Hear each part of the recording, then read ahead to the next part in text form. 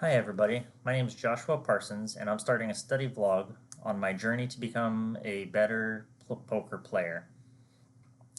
In August of 2024, I started a challenge to build my bankroll from $0 to $10,000 by the time the WSOP started in 2025. The rules of my challenge are fairly simple. Rule number 1, no deposits from an outside account can be made.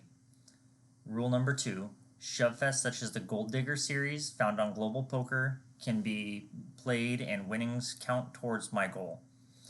Rule number 3, daily free rolls and daily bonuses collected can be used once converted to played sweeps coins.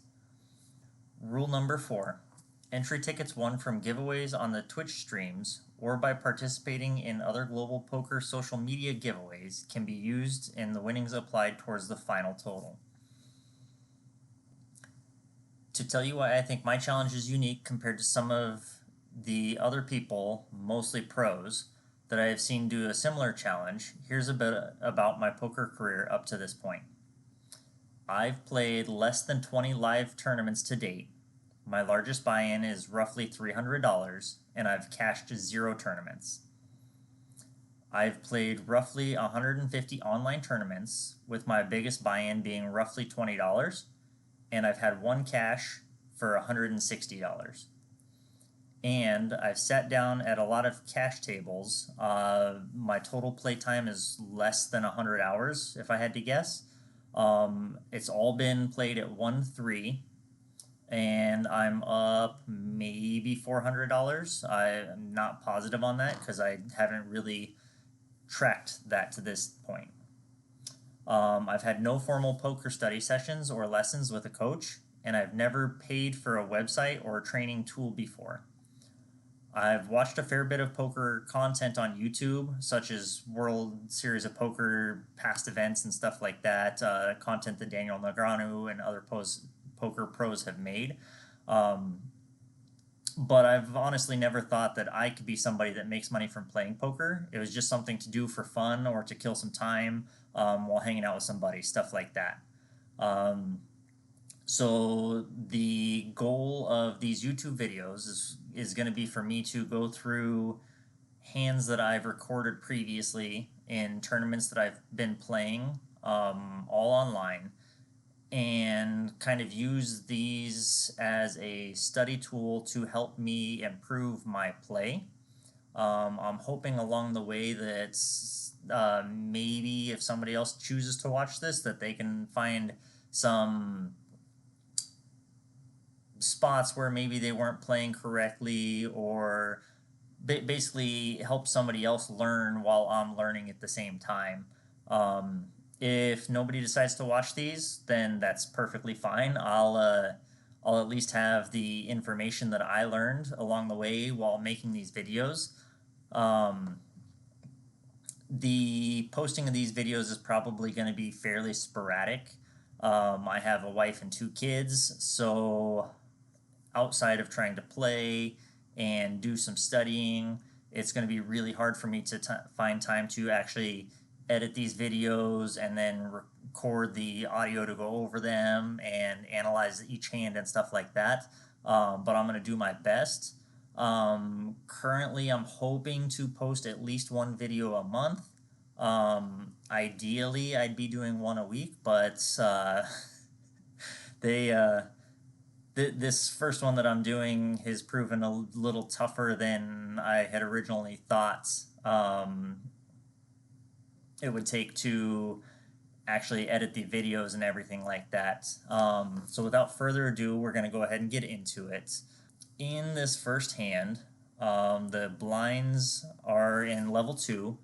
I was dealt ace-4 of hearts in the big blind on 50.48 big blinds. Under the gun +1 flats off 47.48 big blinds. Low jack min raises to 3 big blinds off of a stack of 40.36 big blinds. It folds to me in the big blind. I call for 2 additional big blinds. Under the gun +1 raises to 5 big blinds. The low jack calls. I folded because a min bet or raise looks pretty strong. In hindsight, I should have called for 2 additional big blinds. since I was in the big blind and closing the action, I'm getting 7-1 odds, roughly. Um, and as I found in my studies since playing this hand, a suited ace from the big blind, I mean, just about anything suited from the big blind, you probably want to be calling to see it here. But definitely a suited ace that also makes into a straight draw. I should have called to see the flop here. The GTO take, when I ran this through, a solver says that I have a weak ace-high hand that doesn't perform well in multi-way pots. A hand like this is typically suited for folding or calling under specific circumstances. Offsuit aces with a weak kicker have reverse implied odds, meaning you lose a lot when dominated by stronger aces or better hands. To continue, I would have had to call 2 more big blinds, which would have made the pot 15 big blinds. I'd only need 13% equity to call for this to be profitable.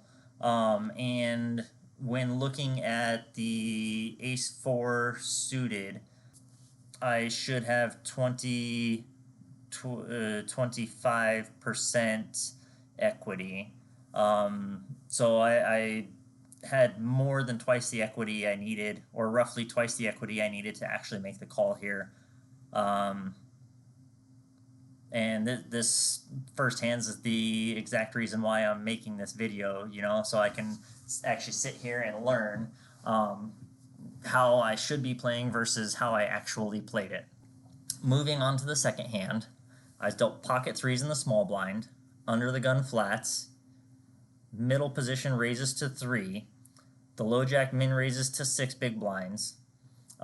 Based on my position and it being a weak pocket pair, I decided to fold this hand.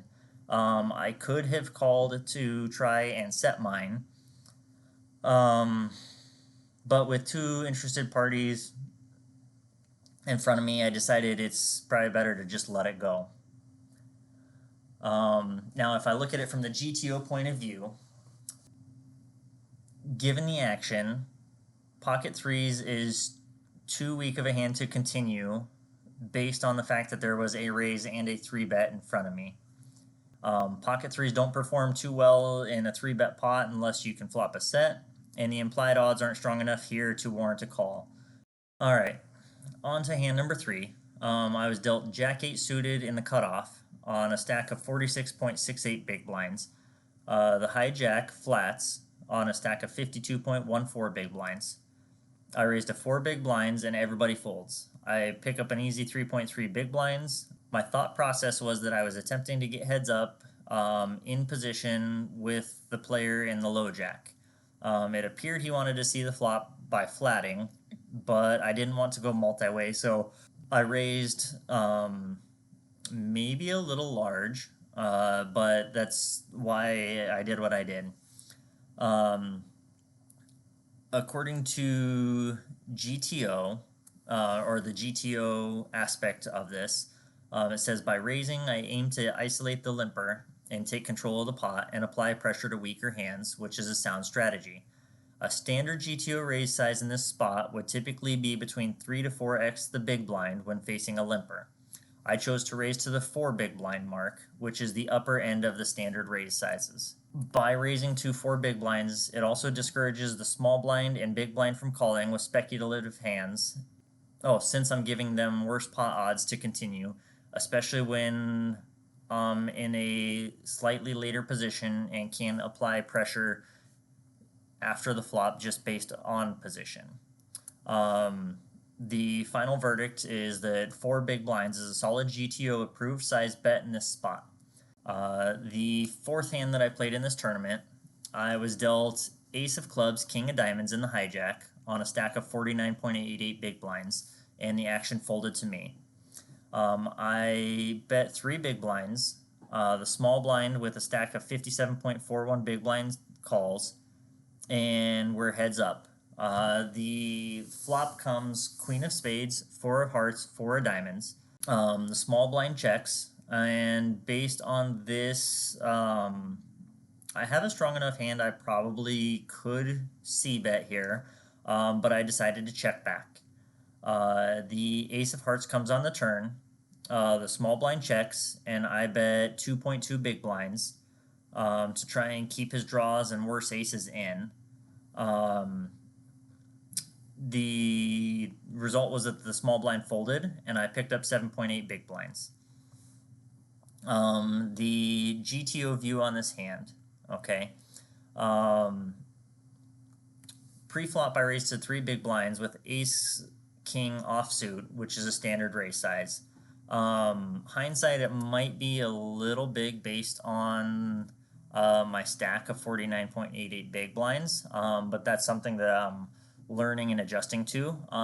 In future videos, you'll see that I've reduced that based on my stack size, so I'm not betting 3 big blinds on a stack of 50. The pot's 6.5 big blinds after the small blind calls. GTO analysis of the flop. The board texture is queen of spades, 4 hearts, 4 diamonds. It's a dry flop with no flush draws and very few straight draws possible. The key factor here is the pair fours, which reduce the number of possible combinations that could hit this board. My range is the pre-flop aggressor with a premium hand like ace king off, is neutral on this board. I'll often have over pairs like queens, kings, aces, top pairs like ace queen and king queen, or missed overcards like ace king. Ace king missed the flop but still has 2 overcards and a potential backdoor straight. The small blind's range, as the caller from the small blind, they could have a wide variety of hands, including pocket pairs, 2s through jacks, suited connectors, and suited Broadway hands like king, queen, queen, jack, or even some ace-x hands. The paired fours means it's less likely that either of you hit the board hard unless one of you holds a 4. According to GTO, checking with ace-king offsuit here is considered a balanced play as it allows me to pot control. If I bet here, I would likely fold out any weaker hands and only get action from stronger hands like queen X or hands containing a 4. But by checking, I can realize my equity for free. This keeps weaker hands in their range and controls the pot when out of position to the small blind. On the turn, the ace of hearts is an excellent card for me because it gives me top pair with top kicker. It's also a strong card for my perceived range, as I could easily have hands like ace king, ace queen, or aces in my range. After the small blind checked, their range likely consists of weaker holdings. They may have hands like medium pocket pairs, 7 to jacks, some weak queen X hands, queen jack, queen 10, or even aces like ace 5, ace 6 suited. According to GTO, my bet on the turn of 2.2 big blinds into a pot of 6.5 is a small bet, around 1/3 of the pot, which is a standard sizing for GTO play in many situations where I have a strong but not invulnerable hand and want to extract value while keeping weaker hands in the pot. According to GTO, my bet sizing of 2.2 is optimal, small value-oriented bet that keeps weaker hands in the pot while extracting value from hands like weaker aces, queen X, or pocket pairs. The next hand we're going to look at, the blinds have gone up. I'm dealt king of spades, 2 of clubs from the big blind on 36.05 big blinds. Under the gun +1 flats off a stack of 30.25 big blinds. Small blind flats on a stack of 42.09 big blinds. Because they flat, I decided to go ahead and check behind. Flop comes 8 of diamonds, 9 of spades, king of diamonds. The small blind checks. Because I'm multi-way, I check. And under the gun +1 bets pot, or 3.9 big blinds. The small blind folds, and I call. The turn is a 5 of clubs. I check. Under the gun +1 bets pot of 11.7 big blinds. At this point, I'm thinking he could have a better king, could be on a flush draw with the diamonds.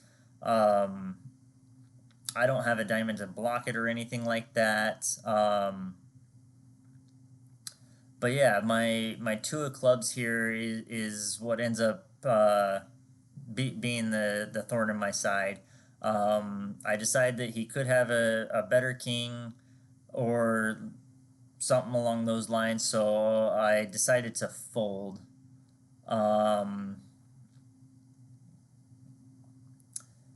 The pot odds that I'm looking at here, according to GTO,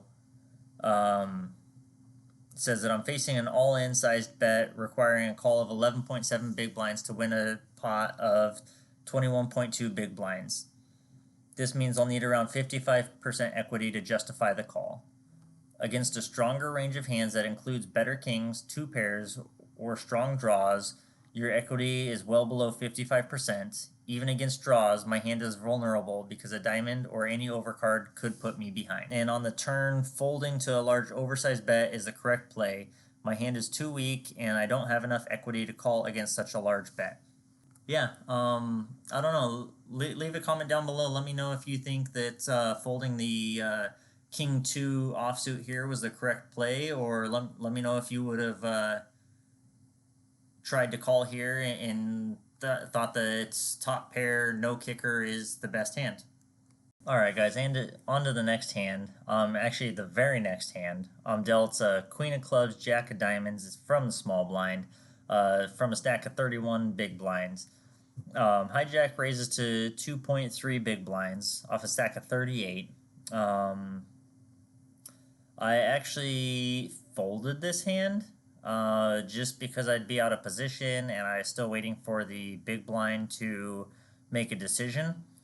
After looking up the pre-flop range chart, if I have a stack of 50 big blinds or more, I should fold. But based on my stack size of 30 big blinds, I think that I probably should have been a little more sticky. GTO here says that I could fold, call, or 3-bet. Alright, moving on to the next hand. 3 hands later, I dealt Ace of Hearts, Ace of Spades in the hijack off of a stack of 30 big blinds. Under the gun +1, same aggressor as who I played, or same villain as last hand, raised to 2.5 big blinds. Be mixing it up between flatting for deception and 3-betting for value here. I also don't hate a shove just to pick up any dead money. I decided to 3-bet, and I know that my sizing was wrong on the 3-bet. Looking back at it now, I had 3-bet to 5.5 big blinds, but should have been closer to 7 to 7.5 big blinds for my 3-bet. The small blind ended up calling off a stack of 27 big blinds. Under the gun +1 completes. The flop comes Jack of Diamonds, Queen of Clubs, King of Spades. Small blind checks. Under the gun +1 checks. I block a Broadway draw here, but it's still a pretty wet board and a multi-way. So I bet, I think on the bigger side here, I bet 2/3 pot, but I bet larger because honestly I was kind of scared of the way the board came out. I was perfectly fine with just taking it down and picking up some dead money here. But I'd also ideally like to take one of the two people out and get it down to heads up where I'd feel a little more comfortable with what I'm facing. Result is both opponents ended up folding, and I picked up a pot of 18.4 big blinds, which brought me up to a stack of 43 big blinds. Now, if we look at it from a GTO take, the small blind, their range is likely somewhat wider since they called my 3-bet pre-flop. Could include hands like medium pocket pairs, 8s, 9s, any Broadway cards like King Queen, Queen Jack, King 10, Ace 10, and suited connectors. They also may have speculative hands like suited Ace X or some suited connectors. The range that Under the Gun +1 should be playing here should be stronger than the small blinds as they open the action pre-flop and then called the 3-bet. Range likely includes Broadway hands such as King Queen, King Jack, Ace Queen, Ace 10, stronger pairs like Jacks and Queens, and occasionally suited connectors like 10-9 suited or Ace X. Pre-flop, my according to GTO, my 3-bet to 5.5 big blinds pre-flops a bit on the small side, but given my effective stack size of 30 big blinds, it's fine.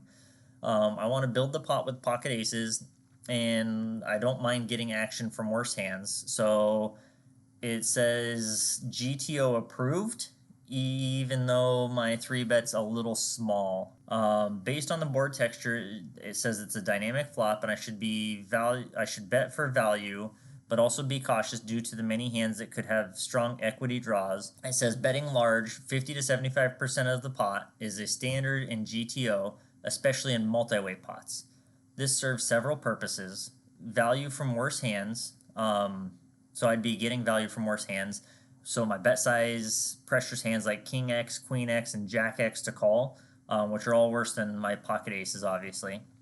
I'm also betting for protection against draws. The large bet forces potential drawing hands, straights, and flushes to pay a significant price to see the turn, and I'm giving them a bad price to call with. I also have blockers to the nut straight by having both aces. I also have the ace of spades, which blocks the nut flush draw. In conclusion, it says that my play is GTO approved. On to the next hand. This is hand number 8. I'm sitting in middle position, and I'm dealt king of clubs, 10 of diamonds on 43 big blinds. I opened to 2.5 big blinds, low jack calls on a stack of 25 big blinds, hijack 3 bets to 6.2 big blinds, cut off 4-bet jams for 18 big blinds, the small blind calls, actions back to me. With this much interest on the hand, I folded. I'm supposed to open King 10 off about 15% of the time, according to the charts that I looked up. So it doesn't hurt my feelings to let it go, especially seeing that much action behind. If I was suited, I might feel a little more inclined to call here. Looking at the GTO analysis, it says that folding was the correct play with King 10 offsuit. It says it's not strong enough facing a 3-bet and an all-in shove, and then already having a call in front of me. It says I'd most likely be dominated or up against premium hands, and folding protects my stack for future better opportunities. Hand number 9, and I'm in the big blind. I get dealt Queen of Clubs, Jack of Clubs off of 30 big blinds. Under the gun raises to 2 big blinds off a stack of 89 big blinds. The low jack calls off a stack of 44. Cutoff calls off a stack of 19.5. I have a really good squeeze hand, but right here I decided to flat because I wasn't sure how much fold equity I had since Under the Gun has 3 times my chip stack. Went ahead and decided to go ahead and take a flop without reopening the action. Flop came out 7 of hearts, 4 of spades, 9 of clubs. I have a straight draw and 3 to the flush, so I check. Under the Gun raises to 7, and it folds around to me. Flop shouldn't have done much for the Under the Gun's range, especially as the initial pre-flop aggressor. The only thing that would fit into a pre-flop range for the Under the Gun player would be 7s or 9s, if he is now sitting on trips, in which case I think he probably bet a little large. I'm also losing to any Ace X, King X, Pocket 10s, Pocket Jacks, but I have removal for Pocket Jacks and Pocket Queens. I'm getting over 2-to-1 odds, which means I have to make the right decision 1 out of 3 times. Based on stack size, I just don't think that I can continue here. Looking at it from a GTO point of view, it says my call pre-flop is good, board texture's dry, uncoordinated, and has a few strong hand possibilities on the flop. There's no overcards, so Under the Gun's range, which includes strong pairs like jacks, ace king, ace queen. When the flop comes out, it's a dry, uncoordinated board with a few strong hand possibilities. There's no overcards to his likely range, which includes strong pairs, jacks plus, ace queen, and ace king. And the board is low enough to leave many of these hands still quite strong. His bet of 7 big blinds into a pot of 9.5 is 73% pot, which shows significant strength, and that he's representing a strong hand, likely an overpair to the board. It's also possible that he could be semi-bluffing with overcards like ace-king or ace-queen, but given the size of the bet, they likely have a hand that's either protecting its equity or looking to extract value, which is kind of exactly what my thought process was when I was playing the hand. So I'm glad to know that it's somewhat in line with proper GTO thought process here. Okay, on to the 10th hand in this tournament. It's actually the very next hand. The hijack raises to 2 big blinds on a stack of 17 big blinds. I get dealt pocket threes in the small blind off a stack of 27 big blinds, almost 28. So I go ahead and call. Big blind calls off of his stack of 96 big blinds. The flop comes 7 of clubs, 8 of spades, 4 of spades. I check, the big blind checks, the hijack tanks, then raises to 3.1 big blinds. With the big blind being behind me and having a low pocket pair, I decided to fold. Originally, I was approaching it from a set mine perspective, especially once it became a multi-way pot with the big blind calling. When looking at the GTO play, it says folding's the correct GTO play. Pocket threes is a weak hand on this flop, and I don't have enough equity to continue facing the hijack's bet. Given the likely ranges in the board texture, folding protects my stack for better opportunities and prevents me from getting into tough spots on future streets with an underpair. All right, and the last hand of this tournament here, Queen of Hearts, Jack of Hearts, and the low jack off a stack of 25 big blinds. I raised to 5 big blinds because of the under the gun +1 flat. The cutoff calls with a stack of 92 big blinds. The flop comes Queen of Spades, Jack of Clubs, Ace of Hearts. I hit bottom pair with a backdoor flush draw and a straight draw. I check to try and see a free card. The cutoff raises half pot, 6.65 big blinds. I call. The turn is the 2 of clubs. At this point, I don't know what I was thinking because the 2 of clubs doesn't help my range at all. But I decided to shove the remaining 13.89 big blinds that I had in my stack, hoping it looks that I slow played a straight and that I'm trying to fold out a flush draw, top pair or second pair. Also really hoping to hit the straight or trip jacks. The cutoff calls with King of Diamonds, 9 of Clubs, river comes 9 of Hearts, and ends my tournament run. In hindsight, the bet on the turn was not needed. Based on stack sizes, I had little to no fold equity. I ended up finishing 475th, which was nowhere close to the money in this tournament. When I look at it from the GTO point of view, my raise pre-flop to 5 big blinds was an aggressive play, but too large. Then on the flop, when the cutoff bet's 6.5 big blinds roughly, it's roughly half pot, which is him saying that he has a strong hand. His range can include hands like King X, Ace X, Queen X, basically any Broadway cards. He can have any sets and even bluffs based on his stack size. It says it's a standard continuation bet in position.